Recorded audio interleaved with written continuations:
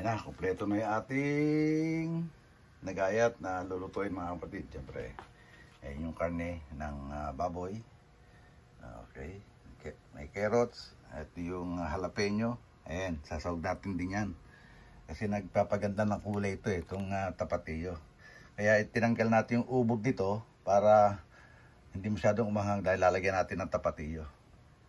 Ayan, siyempre bawang at sibuyas pinagsama ko na dahil isang gisa lang yan sa kamatis. Siyempre, lalagyan pa rin natin yan itong tomato sauce konti. Kasi may kamatis na, baka masyadong umasim naman pag masyadong marami yung tomato sauce. Kasi ito may tamis to, kaya yan na ilalagay natin mga kapatid. Ayan na, ang bopis ni Tatay Pandong. Ayan na. Diba? Masarap niya mga kapatid. Okay.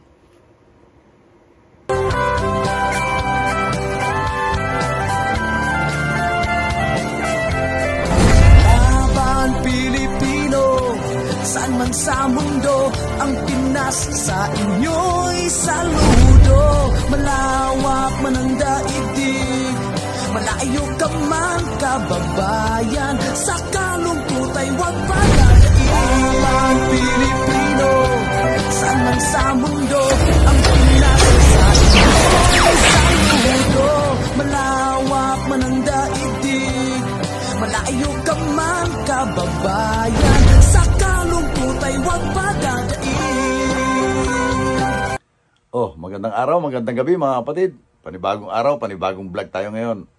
At ang vlog natin for today ay magluluto tayo ng bopis. Siyempre, kailangan na naman natin magluto dahil siyempre magbabaon na naman tayo sa trabaho.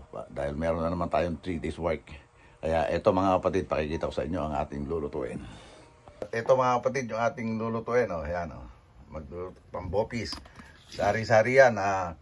Meron laman loob ng baboy. Hindi, walang bituka yan. Puso, bato, lapay, saka pisngi ng baboy. Ito yung mga lahok niya. Oh. Carrots lang naman lalagay natin. Hindi kasi ako naglalagay ng labanos. At syempre, ayan, mga sari-sari na natin lahok yan. At mag-uumpisa na tayo ng paggagayat mga kapatid. Ayan na, kumpleto na yung ating nagayat na lulutuin mga kapatid. Siyempre, ayan yung karne ng baboy. Okay, may carrots at yung jalapeno. Ayan, sasawag natin din yan. Kasi nagpapaganda ng kulay ito, itong tapatio. Kaya tinanggal natin yung ubod dito para hindi masyadong umahang dahil lalagyan natin ng tapatio. Ayan. Siyempre, bawang at sibuyas pinagsama ko na dahil isang gisa lang yan sa kamatis. Siyempre, lalagyan pa rin natin yan itong tomato sauce konti. Kasi may kamatis na, baka masyadong umasim naman pag masyadong marami yung tomato sauce. Kasi ito may tamis to, kaya yan na ilalagay natin mga kapatid. Ayan mga kapatid, mainit na yung mantika. Magigisa na tayo. Teka, bakit natanggal ang tali ng... Kaya pala nalayla yung aking apron. Alam nyo, pagka naka-uniform na tayo magluto ngayon, kasi may isang beses nagluto ako, magtalsika ng mantika yung aking damit. Kaya ngayon, tanggalin muna natin to. Magigisa muna tayo. Siyempre yung sibuyas at saka bawang. Sama-sama na yan, pagigisa. So magmamuntika naman yung baboy. Siniinit na natin ng todo yung ating kawali. Habang tayo naggagayat ng sibuyas at saka bawang. Ibang ricado. Kaya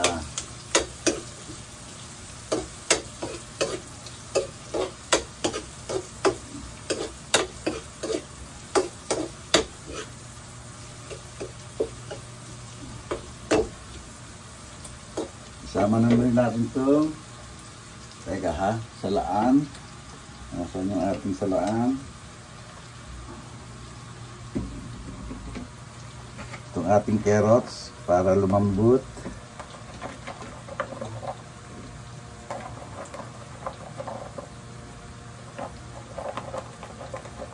Hugasan muna natin mga kapatid.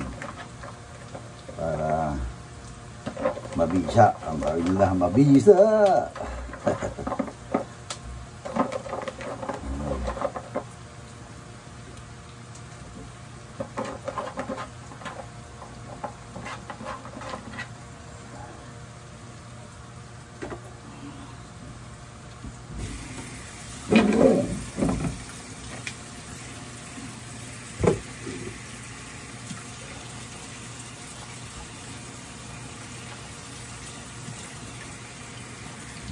Mabilis lang ang pagluluto nito. Matagal ang paggagayat kasi yung luto na yun yung ating karne. Ito lang pagigisa nito, medyo mahaba-haba.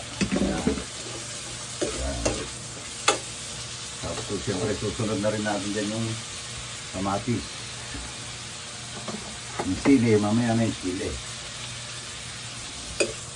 Kasi yung sili, hugasan muna natin. Kasi may mga buto-buto yan para mawala yung mga buto-buto.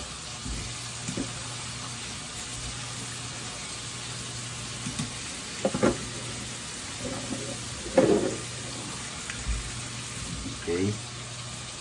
Gisa-gisa.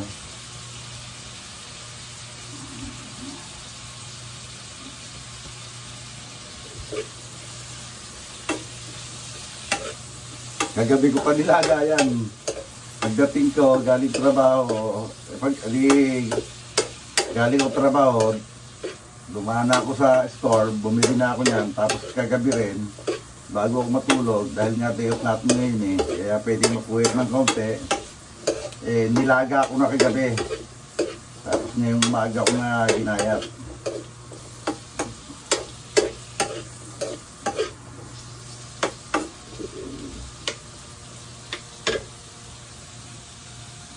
Yung iba na nagbobopis, labanos inilalagay. Kaso di ako nakakain ng labanos mga kapatid.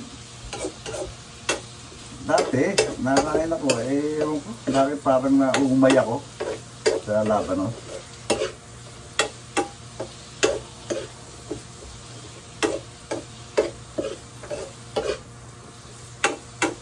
Kasi dati doon sa bukid namin, may nagtatanim ng... yung katabing bukid namin, may mga nagtatanim na labanos, yung bang naamoy mo, halos araw-araw, yung amoy ng labanos, parang naumay ako.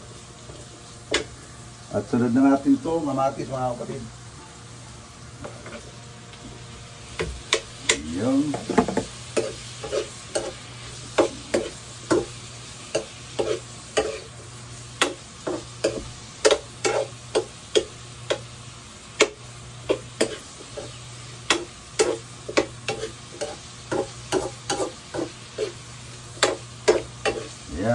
disclaimer uli, hindi tayo professional na cook. Ginagawa lang natin yung ating alam.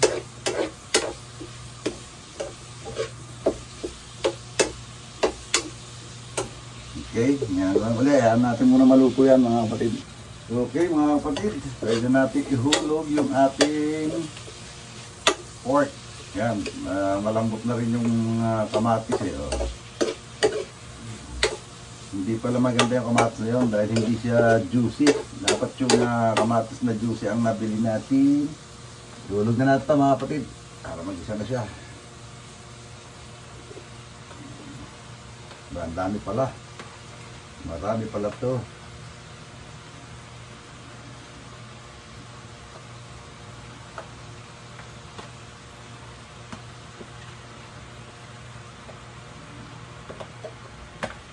Naka $58 din ako pamalengke kahapon, pero hindi ko naman niluto lahat.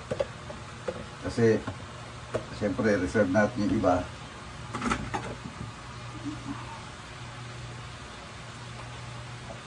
Halo-halo.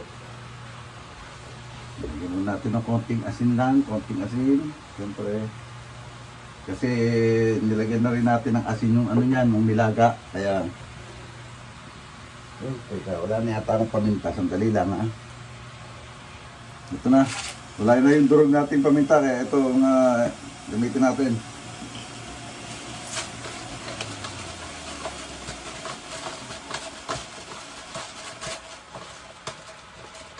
Okay.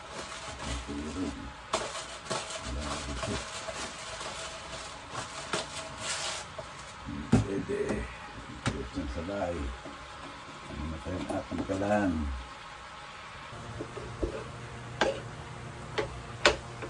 Lagyan na rin natin ng magic.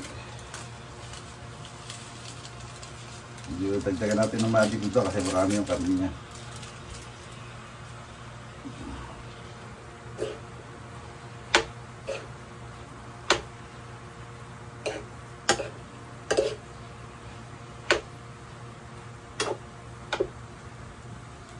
Ay, hindi ko napansin mga kapatid, meron pala akong anato seeds.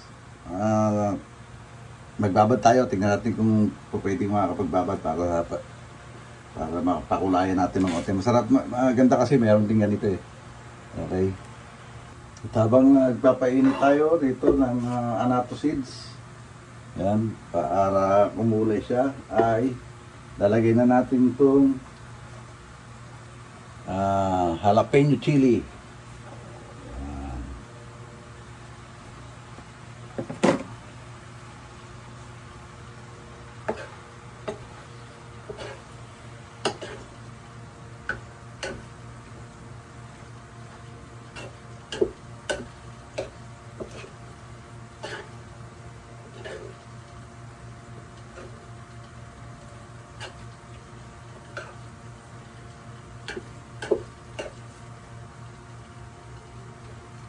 Siyempre, lalagyan din natin yan ng laurel.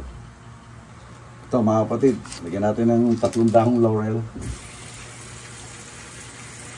Siyempre, hugas muna. Okay.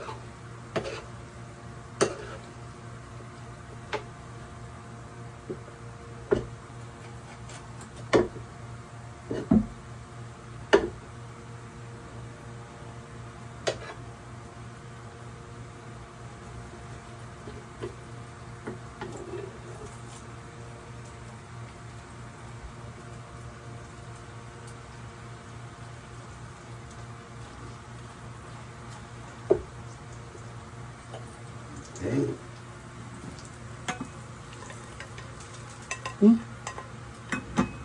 Sayang pa.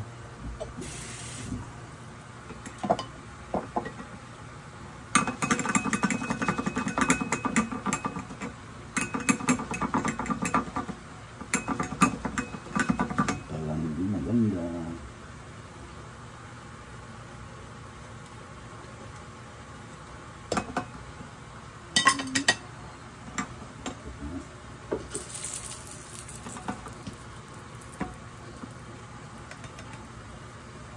Lagyan natin ang anato. Parang hindi kumulay ng maganda ang ating anato. Kailangan natin isa pa lang marami-rami. Bagay, kukulay yan dahil lalagyan natin siya ng ketchup.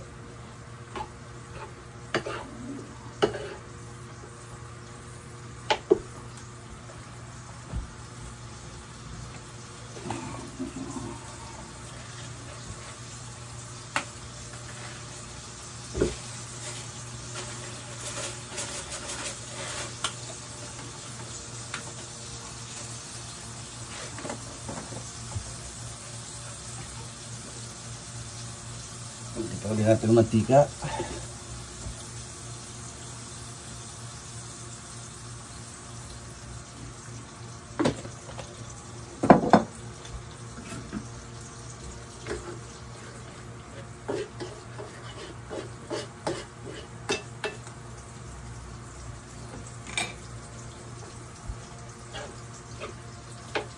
Siyempre, konting suka.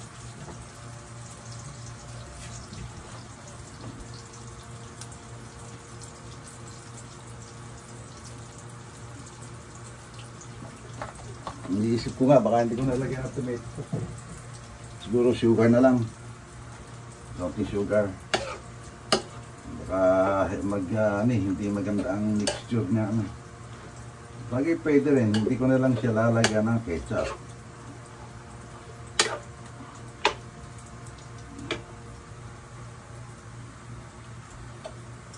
Okay.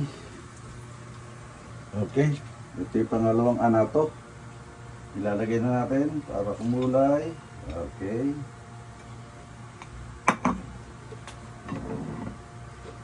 Ayan, nagkakulay na siya mga kapatid. Kabahagya lang.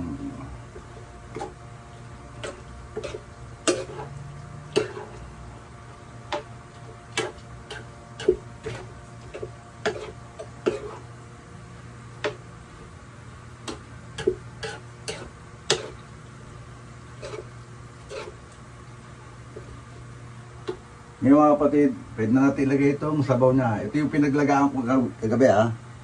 Kaya isasabaw na natin siya. Okay. Wow.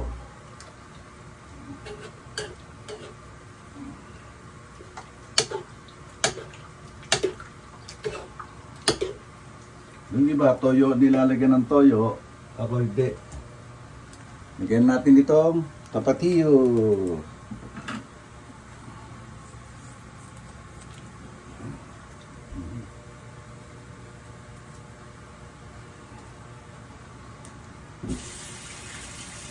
Siguro mga 4 na tapatiyo. Ito kasi hindi masyadong maanghang ito mga kapatid. Ang maanghang yung isa, sriracha. Ito tapatiyo lang te. Kaya hindi masyadong maanghang yan. Pero umakagat din ang anghang niya, kaya lang hindi masyado.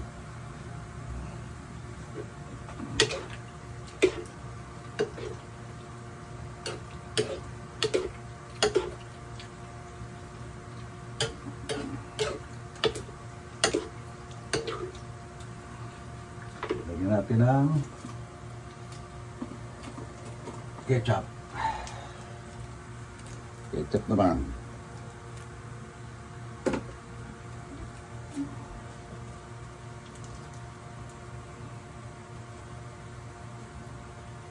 Kaya rin ako bumili ng tomato sauce dahil next vlog natin baka ano naman, kaldereta.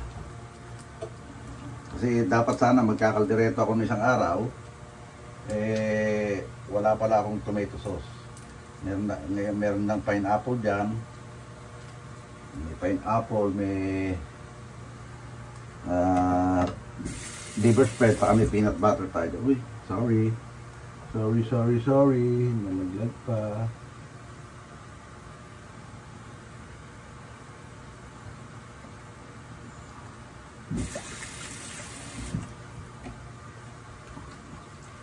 Yun, maganda na kulay niya. Kanya-kanya naman tayo ng version ng pagluluto ng ng mga lutuin. Ito yung aking version mga kapatid. Kasi gusto ko yung ganyan. Ayan. Ngayon, mamaya titikman natin yan mga kapatid. Okay? Tayo muna natin maluto. Mga kulusyan todo. Ayan na, ang bopis ni Tatay Pandong. Ayan na. Diba? Masarap niya mga kapatid. Okay. O, paano mga kapatid? Hanggang dito na lang itong vlog natin, itong araw na to. At pasensya na kayo kung ito lang ang vlog natin. At maraming salamat sa wala niyong sawang pag-suporta sa channel Tatay Pandong. At sa wala niyong sawang panonood. At yung mga nagpapa-shoutout, yung mga nagko-comment, pasensya na po kayo. At ulitin ko ulit, ayoko may sumama ng loob kung meron ako malilimutan. At ang isa-shoutout lang natin, siyempre, yung ating mga team, tulad ng Soward Community ni Idol Japper Snapper. Kasama dyan yung Soward Team USA, Kasangga Foundation, Kalimbang Boys, Soward Family, Planet Soward, Bukana Vloggers, Team Kapanalig, Pinyan Vloggers, saka Burias Vloggers. Shoutout sa inyo lahat. At syempre, maraming salamat kay Idol Japper Sniper at kay Miss Japper Sniper. Hanggang dito lang po. God bless us all and be safe always. We love you all mga kapatid. Bye-bye.